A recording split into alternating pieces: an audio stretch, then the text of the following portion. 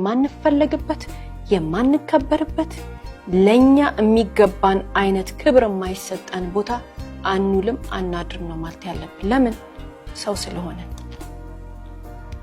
የክብር ስለሚገባን ፈጣሪ የሰጠን ማንነት ስለሆነ ዘመድ ስለሆነ የመሳደብ የመናቅ ገንዘባችንን የመቀማት ገንዘባችንን የመክዳት የማመናጨቅ መብት የሰጠው የለም። ዘመድ ስለሆነ ወንጀል የመፈጸም መብት የሰጠው የለም። ዘመድ ስለሆነ እዚህ ላይ ወጥቶ እንዲረማመድብን የፈቀደለት የለም።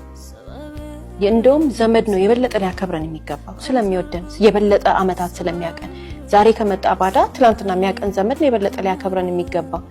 አንዳንዶቻችን አለን አይደል አደባባይ እንከበራለን፣ ስራ ቦታ እንከበራለን፣ ጎረቤት ጋር ወይዘሮ እንትና አቶ ከሌ ወይንም ደግሞ ጋሽ እንትና እንባላለን። ልክ ዘመድ ቤት ስንሄድ ግን ያዋርዱናል፣ ይሰድቡናል። ምንድነህ አንተ ምንድነሽ አንቺ ብለው ዝቅ ያረጉናል አይደል? ለምንድን ነው? ስለሚቀኑ እድገታችንን መቋቋም ስለሚያቅታቸው።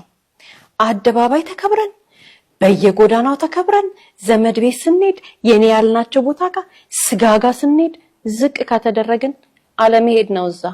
እነዚህ ሰዎች ፍቅር አያውቁም። እነዚህ ሰዎች ሰላም አያውቁም። እነዚህ ሰዎች ምንም ነገር አያውቁም። የሚያውቁት አንድ ነገር ምንድነው? እኛን ዝቅ ማድረግና ከኛ መጠቀም።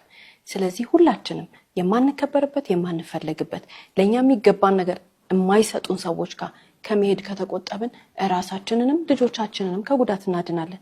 አለበለዚያስ ደጅ እንከበራለን፣ አደባባይ ይጨበጨብልናል። አደባባይ ጎበዝ ሰራተኛ ነው፣ እሷ እኮ ጎበዝ ነች፣ እሷ እኮ እንዲህ ናት እየተባለ ጥሩ ነገር እናገኛለን።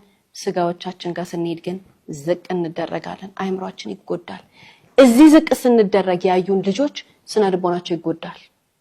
ልጆቻችን አደባባይ ስንከበር ያዩ ሌላ ቦታ ስንከበር ያዩ